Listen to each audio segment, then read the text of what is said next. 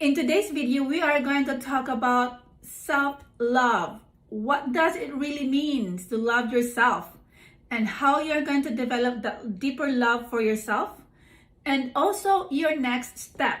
But before we are going to continue, please do not forget, like, subscribe, and share our channel so your friends you might think will benefit from our message.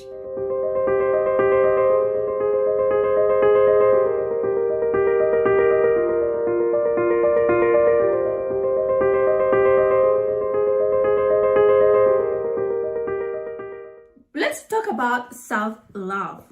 What is your perception of self-love? Please share it in the comments below. So there are different perceptions of self-love, and one of that is self-love is narcissistic. And I always hear this, and it's like a joke of my niece to me whenever I give positive affirmation to myself.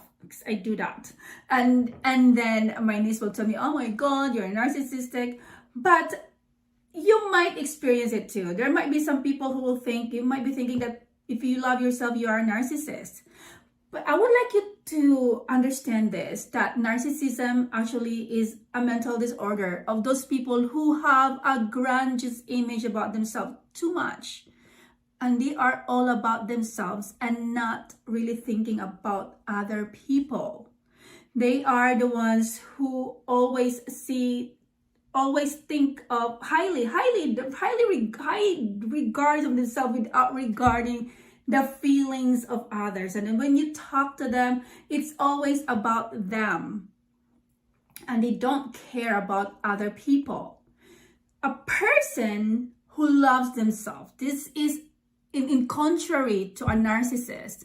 A person who really loves themselves is more compassionate with other people, because they know who they are, they accept their limitations, their weaknesses, they accept along with their giftedness and their talents and skills and everything that they have. So they are kind to themselves. And since they're kind to themselves, they understand it, they feel you, they are more compassionate of other people. They are more understanding of you because they experience it themselves. A narcissist doesn't do that. A narcissist only think of themselves and has no compassion because they don't have it. It's just me. So that's the opposite with someone who really loves themselves. The second misconception that I can hear, perception about self-love is godless. There is no God when you love yourself, because God is all about loving other people and loving God. And sometimes you should sacrifice yourself for others. And that is what the Bible tells us too, to sacrifice for other people. And there, even it is written in John 15:13 that there is no greater love than this, than to lay down your life for your friends. And I agree with that one. That's what God wants us to do, to love others. But then God also tells us to love God above all and love others as we love ourselves. We need to experience that love first before we can actually give that love to other people. We cannot give what we don't have. I remember this. I was in so much stress. I used to believe that I need to sacrifice myself for other people and think of myself last and not even think about myself. And I feel like I used to believe that I'm more pleasing to God if I'll do that. But then in the process, I was in so much stress. I became angry. I have so much negativities inside me. And I feel like there's no life in me. And then God wants me to give life to other people, but then I have no life to give. I don't experience it myself. So this is very important for us to remember. That's why we need to go back and think about how we can experience that life within us first, so we have life to give to other people. So people can sense us. If you go out there and try to give and give and give and give, and you are stressed out, you are so unhappy with that giving. So there's no life, there's no joy There's no life when there's no joy in what you do. There's no life when you are not happy with what you do. So we need to experience that life, and to experience that life is to experience that love within us. And self-love, God wants us to love ourselves because God is love, and He wants us to experience that love so we can love others. We can truly give life for other people. And that is why self-love is very important for us to experience. And how can we develop love for ourselves? These are some of the strategies that you can develop this real love, because this is true love that we experience within us, so we can experience this life. The first is you pray and meditation. Prayer and meditation is far and foremost the most important thing that you need to do to experience a deeper love for yourself, because this is connecting. When you pray and you meditate, you connect within you. It's a way of connecting to your depths, to your inner self. And once you go down, going deep in, you connect to the God who created you. So self-love means allowing yourself to connect to your creator, the one who holds your blueprint. So it's very important for you to know who you really are if you want to love yourself. And the best way to know who you really are is to be guided, to go directly to the God who created you. The second one is you honor yourself. You honor yourself by doing good for your body, for your mind, for your soul, and for your spirit. This is how you are going to show, because again, you are God's masterpiece. You, beautiful you, is God's masterpiece.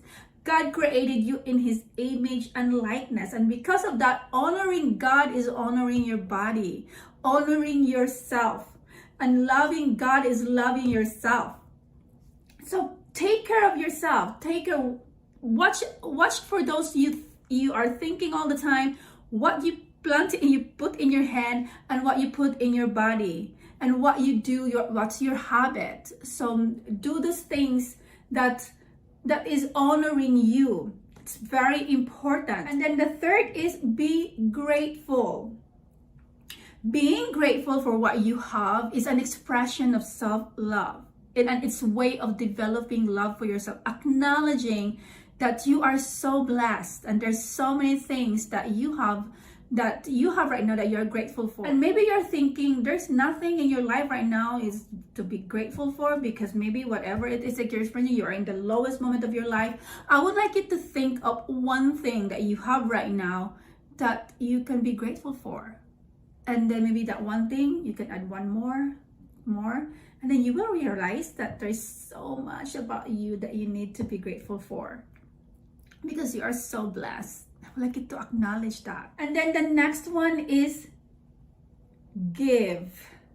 Be kind.